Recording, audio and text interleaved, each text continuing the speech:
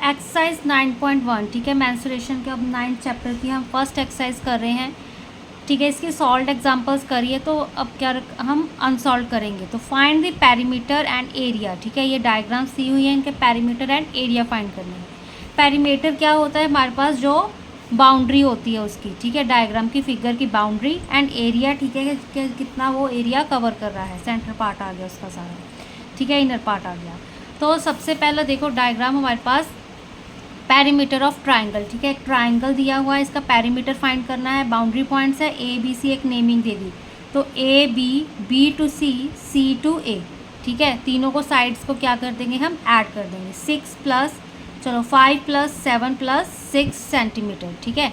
तो 5 plus 7 plus 6 18 centimetre इसका perimeter आ गया। एरिया क्या होता है, half of base multiply height, ठीक है, हमने स्टार्टिंग में किया था इसको, half multiply base multiply height, तो हाफ 6 मल्टीप्लाई 4, तो 12 सेंटीमीटर। इसको सॉल्व करके 2 2 ज़ा 4, 6 2 ज़ा 12 सेंटीमीटर स्क्वायर इसका एरिया आ गया।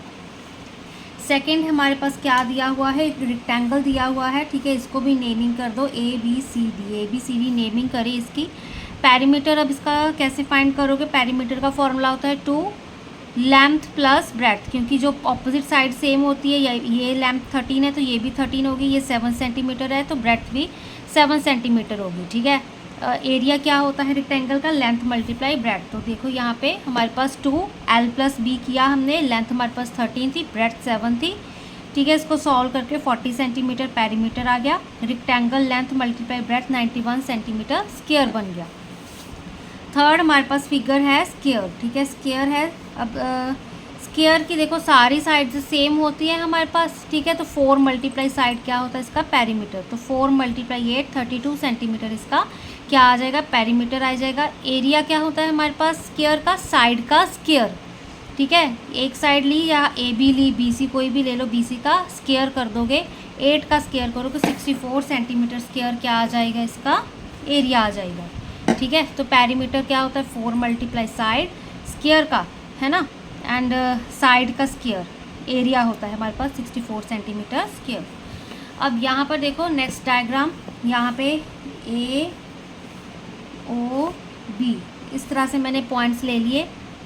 पेरीमीटर फाइंड करना है, तो ये ए बी दिया हुआ है, क्या है, आर्क हमारे पास A O B and A B, ठीक है, या फिर इसको सेमी सर्कल कह सकते हो आप, सर्कमफ्रेंस ऑफ सेमी सर्कल, ठीक है। सर्कमफ्रेंस क्या होता है, सेमी सर्कल का, सर्कल का होता है पाई आर, 2 पाई आर, तो सेमी सर्कल का होगा पाई आर, ठीक है। A B plus arc A O B, तो क्या आ गया 28 सेंटीमीटर प्लस पाई आर, ठीक है। अब यहाँ पे रेडियस किस तरह से फाइंड करोगे, यहाँ पे पहले देखो पेरीमीटर ऑफ सेमी सर्कल, यहाँ पे क्या चीज़ लिखी हुई है, अब उन्होंने देखो पाई आर, ठीक है, जो आर्क है हमारे पास ए ओ बी वो, ठीक है, प्लस 2 आर, बेसिकली ये हमारे पास क्या है 28 सेंटीमीटर है, ठीक है। इसको हम सीधा ए बी लिखेंगे, इसकी जगह आप ए बी लिख लो, ठीक है। तो इसकी जगह आप सिंपल सीधा 28 लिखो, यहाँ पे प्लस का साइन आएगा, यहाँ पे प्लस 28, ठीक है, इस तरह से ये चीज़ आएगी हमारे पास। यहाँ पे थोड़ा गड़बड़ किया हुआ था, सेमी सर्कल था हमारे पास, ठीक है, तो ये तो हमारे पास पाई आर होता है, ये हमारे पास 28 दिया हुआ था।